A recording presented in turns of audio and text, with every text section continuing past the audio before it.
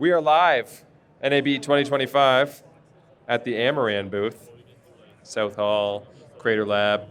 That This is the where beginning we of like are. a rap album, or like a rap track where I'm just saying a bunch of random words. I'm not very South good Hall, at rap, so you can start. Crater Lab.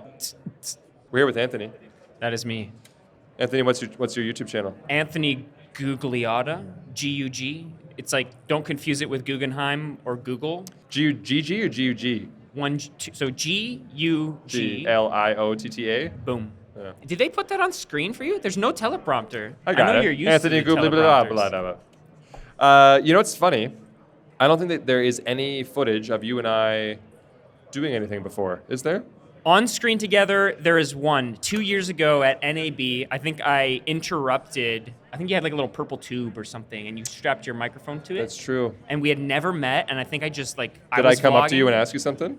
You asked something about your purple tube, You were one of the people I and you approached. stretched it, and it was like That's true. and made the It's noise. satisfying, yeah. Yeah. All right, well, thanks for being on, and I'll see you next. See you next time. How's your NAB going? Not bad. I made a list of like all the cool things that I wanted to see, and I think I've seen 2 of them. Tell us what they are. This booth, Nice. first of all, and I stopped by the Canon booth earlier to say hello to some friends. You're a bit of a Canon user, one might say. I am a little bit unique, I feel, in the space. Is it because you're a Canadian that does Canon stuff? Because They like go together. And there's not a lot of. No, what I find is that whenever there's as a Canadian, it's hard to get seated Canon stuff. It's hard to because Canon Canada has way less presence than Canon USA. That is true. Canon USA is obviously a lot larger for the market. I have friends at both USA. I saw they sent you and Irene to a little We were in Hawaii. Hawaii last week for the R50V and PowerShot V1. First impressions video coming soon. Not yet, but soon. Before COVID, Canon had a Hawaii thing going on. Yes. And I was just sort of like coming up at that time, just starting to get invited to stuff, and I thought, you're telling me there's going to be Hawaii trips in the future The heck? for this channel? And then there was no trips to anything ever for That a was while, it. right? Yeah. And then again, because I'm not a Canon ambassador, I'm not really with Canon much. I'm not either, by the way. That's something people often get confused. Right. Is I am not. I think it's a Canon because they only ambassador. used to do anything with like 2 ambassadors, That's and that was right. it. You know, That's right. It seems like this year they actually expanded. Anyway, I was like, I guess I'm never gonna get any of these trips. But then Canon wasn't doing any trips either. So when I saw those Hawaii, I was like, oh, that's good to see that they're back in full swing, if you will. They sent 2 Canadians. 2 Canadians, yeah. 2 Canadians got to go to Hawaii. Was it nice? I've never been. I've Nice. never been either. We, I think the pro tip, if you're a content creator, is just like avoid the commercial area. Like get away from the hotels, drive 30 minutes, go to the more private, quiet beaches, organize a photo shoot. That's what we did. Tips for the mainlanders. That's what they call them. And then they do the thing, and it's like don't try too hard. Just like chill. I got some questions here for you, Anthony Gugliotta. Hit me They've been expertly crafted and curated by ChatGPT. Everybody says ChatGPT when I say that. By a team of professionals, Okay. real artists. Okay. What's one thing you still haven't figured out about content creation? One thing. Just the top one. One thing I haven't figured out about content creation, TikTok. it's funny because I do TikTok, but it's like the one platform that's still, Instagram came first. I feel like most people understand it, but there's a lot about it that changes really fast. I love it. I think the algorithm is great. It's very responsive, but it's like there's always something new about it. Yeah, I'm You're not on there. Intimidated by it. I don't want to know. Yeah. It's like if YouTube disappeared, Yes. just YouTube, Okay.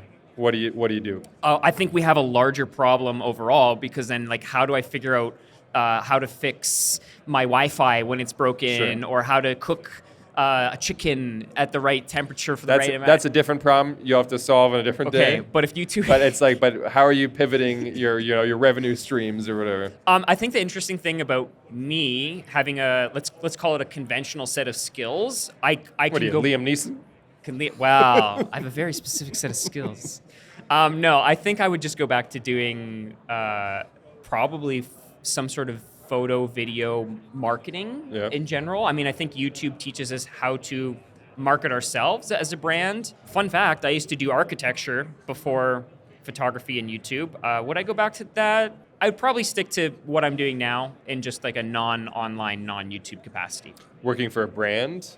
or It could be both. Yeah. I'd honestly probably focus more on the production, like doing video production side of things, because even if YouTube's gone, I think traditional media, there's still an avenue there in which you can produce or consult or I don't know. I think traditional media, we're at NAB, so there's a lot of that here. Still has a lot to learn from social media, faster paced short form, and vice versa. There's things to learn from both, but I think I have a unique enough set of skills that someone will want to pay for it. I got you switched to unique set of skills now, whatever. I brought us round circle there. Okay, switch gears. If you could collaborate Yeah. with any creator, they don't even have to be like adjacent to like your genre or whatever. Okay. But that creator is listening right now, and they're getting ready to say yes. But you have to tell me who it is and what's the pitch. What are you going to do together? That's hard. I mean, there's some creators I think that would be fun to meet.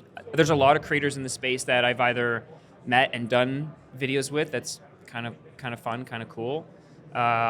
Maybe maybe I do something with Gerald here. He's shaking his head, going, "No, you don't want me." I thought you were going to shoot big. Like one day I want to work with Like Marquez Brownlee. Oh, so that's cool that you're still thinking YouTube. But no, you can. If your lifelong dream is to, make a phone review with Marquez Brownlee, giddy up. It would be fun. I saw you did a video with him, studio tour recently. I got some flack for that one though. Did you? Yeah. This is not my diary thing, but you want to know a fun fact? Share. So my shtick, as you know from the previous NAB, from this, from whatever, is a little bit, kind of being a little bit of the troll, a little bit of right?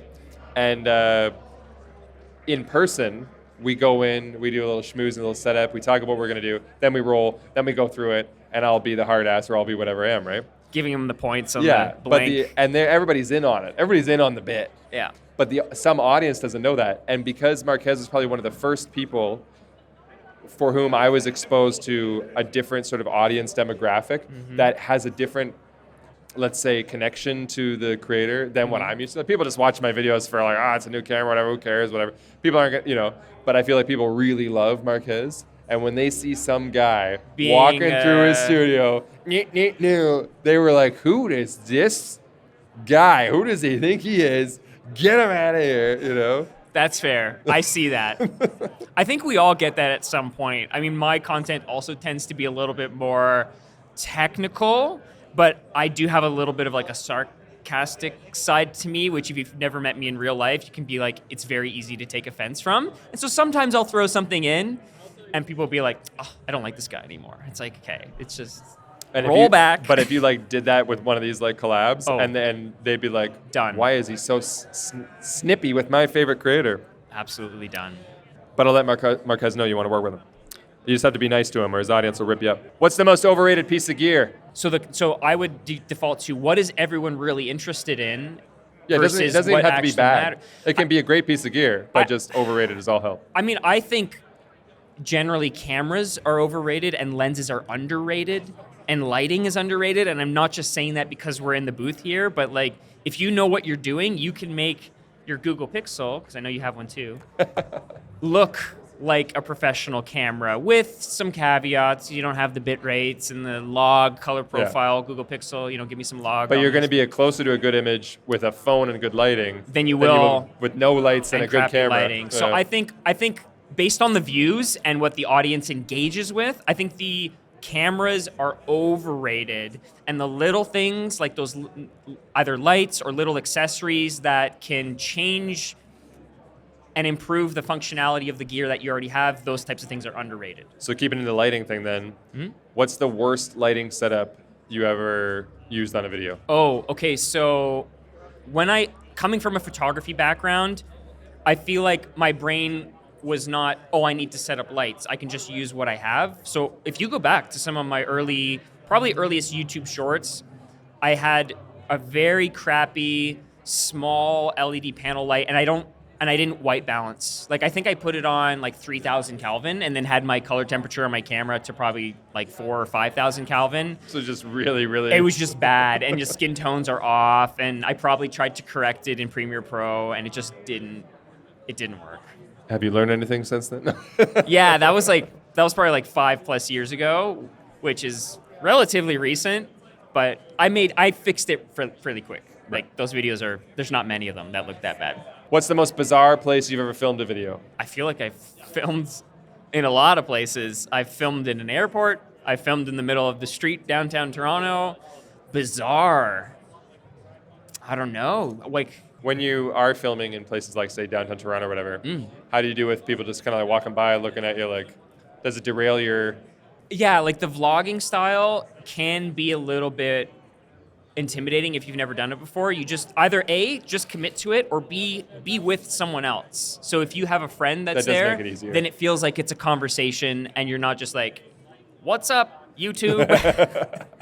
It's also funny too if you're on like a quieter street and it's like empty and you turn a corner and then there's just one person coming at you and you're like, okay. Like the guy from the restaurant comes out to like smoke in the back and you're like, hey man. I'm just out here walking around talking to a camera. I don't know if this is bizarre, but it's definitely a thing I've been doing recently where I'll just record like next to an edge, like the edge of a cliff or an edge of like a lookout point. And it's like, I'll get comments that are like, yo, don't drop your camera. Like, don't drop your camera. Don't drop. Because I don't have like a strap or anything. I'm just holding it. Or the tripod is literally on a ledge. Trying to keep a little bit of It's kind of bizarre. unsettling tension to the video. Yeah, you know? to hang like a $6,000-$7,000 camera setup on like a tripod, a sturdy tripod. But, you know, maybe the rocks and stuff aren't that sturdy. Hopefully it's not too breezy. Yeah. Speaking of that, I have no segue whatsoever. I just thought it'd be funny. Speaking No. of breezy, because we're at the Amaran booth, I want to show you something. Do it. Have you seen these? Yeah, because I watch your videos. Attaboy. So Amaran has a whole line of softboxes now. They do. Just started with them a couple months ago. Have you had a chance to play with them yet? No, I have not. So you get to do a fun demo here. Okay. Because the whole thing, the whole business, is you see this little tab here? I see it. For the people at home, it kind of looks like this, but smaller. Just stick your fingers in there and then let intuition take it away. Boom. And then you pinch these little metal guys right there Yeah. together. Look at that. Boom. The cost. Affordable, quality, content creator focused lighting equipment. Links down in the description. AmaranCreators.com. Thanks for coming on. Awesome. Appreciate your time. Anytime. Bye. I'm done.